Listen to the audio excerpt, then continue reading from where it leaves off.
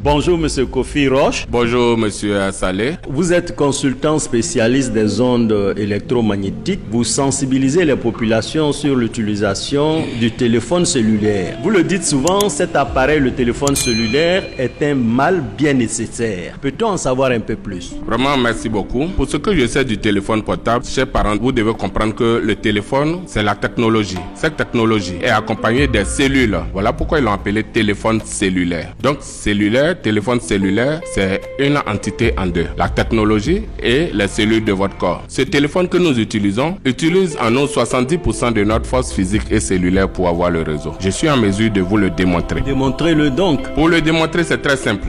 Au niveau du téléphone d'abord, quand je dis le téléphone récupère en vous 70% de votre force physique et cellulaire, au niveau de l'homme, vous mettez le téléphone au cheveu du lit. Non seulement il rétrécit le sexe et l'affaiblit. Mais comment ça? Nous prenons une personne, se met tout juste en face de nous. Il présente le bras, s'il est droitier ou gaucher, il présente le bras comme un karatéka devant lui de façon physique en levant le bras un peu et tu essaies d'exercer une pression sur son bras sans le téléphone. Et la personne doit résister de telle sorte qu'il empêche que tu puisses baisser son bras. Tu lui remets le téléphone. Tu appuies son bras, non seulement avec un seul doigt, il n'a plus de résistance, son bras va descendre. À vous écouter, le téléphone cellulaire comporte-t-il des conséquences alors? Bien sûr, le téléphone avec ces ondes qu'il émet, on ne met pas le téléphone sur la table pour manger. Il reçoit des ondes et ces champs de rayonnement électromagnétique détruisent la nourriture. Quand vous le mettez sur la table pour manger, tu vous donnes la constipation, la colopathie et les hémorroïdes.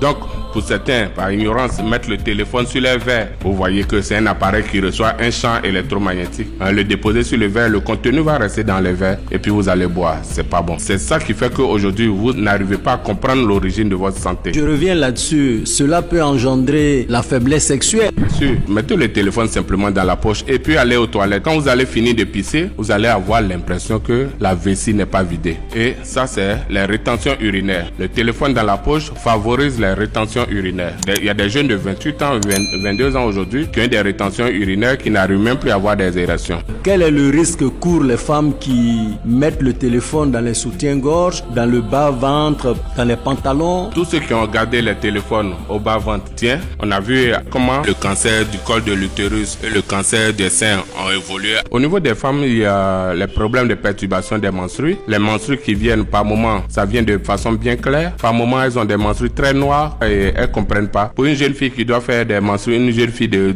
16 à 25 ans qui doit faire des menstrues de 6 jours, elle se retrouve avec des menstrues de 3 jours. Elle sait pas pourquoi. Or, normalement, c'est au fur de l'avancement de l'âge que les menstrues doivent diminuer à 3 jours jusqu'à la ménopause. Donc, au niveau de la jeune fille qui utilise beaucoup le téléphone, nous voyons une différence entre elle et celle qui n'utilise pas le téléphone. Le téléphone élargit le vagin. Oui, le champ magnétique, on doit le comprendre sur divers sens. Vous voyez, dans les années 80, tous ceux qui avaient l'électricité chez eux à la maison et tous ces appareils, c'est ceux-là on les appelait les boss. Et c'est eux qui souffraient de tension, diabète, insuffisance rénale et les maladies chroniques. Un enfant doit utiliser le téléphone à l'âge de 16 ans, que ce soit le téléphone ou les tablettes éducatives. Quand on mange aussi, on ne doit pas communiquer avec le téléphone cellulaire. Au repas, communiquez pas avec le téléphone. On ne décroche pas un téléphone au repas. Quand vous décrochez le téléphone au repas, la dernière bouchée que vous allez avaler, vous aurez l'impression que cette bouchée est bloquée au niveau du sternum, de la poitrine. Vous allez boire de l'eau de 9h jusqu'à 16h et tout ça, vous allez toujours remarquer comme s'il y avait quelque chose qui était bloqué là. Ça, c'est le champ du rayonnement électromagnétique et ça va ronger la poitrine là et ça va vous donner les problèmes de tension,